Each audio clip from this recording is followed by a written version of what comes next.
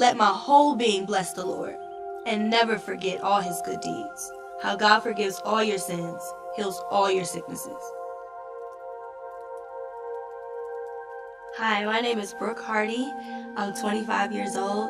In December of 2013, I was diagnosed with tricuspid valve stenosis, which is basically short for I have a heart valve issue. I remember being at an Ohio State game, the championship game to be exact, which we lost, and I had a really bad pain in my shoulder. And shoulder pain and chest pain is a sign of a heart attack, but I had no idea of that at the time. And it was just it was like unbearable, and I did my best to enjoy the game.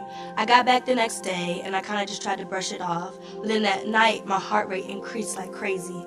And I remember saying, Lord, just let me make it through the night. I'll get up, and I'll go to the doctor. And so the next morning, I woke up. It was final season. I went and took a final, which I shouldn't have done. I went and took a final, and then I decided to go to the medical center. Went to the medical center, and they ran 1 million tests, EKGs, echocardiograms. They just kept testing.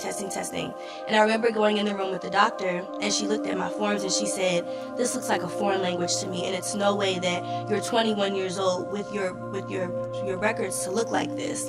And so they immediately handy-vanned me over to the emergency room. I get to the emergency room and they take me straight to the back. They're running tests for about 7 hours. Like, we can't figure out why you're 21 and you're having these heart issues and your heart rate is so high and your EKGs look like this. So they ran test after test, and then they decided to admit me. And so I stayed overnight. No worries. I was like, maybe they'll just give me some medication and send me home. I just wanted to do my hair and go to work, and that just wasn't happening.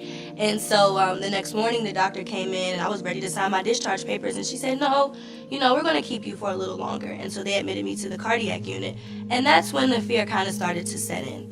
And so I remember being in the cardiac unit, and I had to call my parents, and I said, hey, Mom and Dad, they're keeping me. I'm not sure what's going on, but we'll be here for a while. And they got there the next day, still running a bunch of tests, and they were still having trouble finding what was going on. It took them about a good 2 to 3 days to figure out what was going on. And so maybe about 2 to 3 hours after my parents had got there, the doctor came in the room, and she looked at me and said, we had many options, but the only option that we have is for you to have open heart surgery.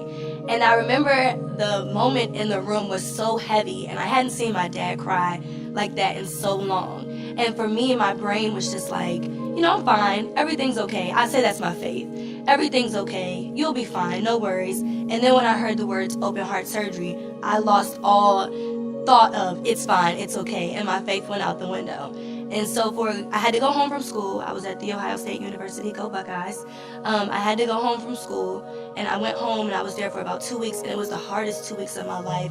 It took me forever to get into doctor's appointments, get with the cardiologist. It took forever, and I was like, God, I just want this to be over. It's so heavy, it's so hard. And I went to the doctors, and I was like, they said, of course we still have to do open heart surgery. Nothing's different. We have to just make this happen. And it was such a scary thought, because I remember the doctor saying, if you didn't get to the hospital when you did, you could have died of a heart attack. And then at that moment, then that's when I should have been like, okay, faith, kick in, because look, God saved you once. But at the same time, the thought of something so big happening was so scary. And so I fought for those 2 weeks, like, God, I don't want to do this. Why me? Why am I going through this? And about 2 weeks after that, God just started showing me, like, what you're going through right now is not going to be for you. It's going to be to bless somebody else. And still, I didn't get that. I found out in January that I would have open heart surgery in March. But between January and March, God started giving me an idea to create cards that encourage people who were going through heart issues and going through open heart surgery and just surgeries in general, to say, keep fighting, keep pushing. And in that, I'm grateful that God blessed me with that mindset to say, it's bigger than me, it's more than me. And so in that, I find that my reason to not fear is because God uses us in ways that we can't imagine. God uses us through the toughest things, and he always brings us out. So even though we have to endure the pain, the victory is so much greater. And not because we are healed, and not because everything just works out fine, but because somebody else is blessed by what we went through. And so that is why I have no reason to fear.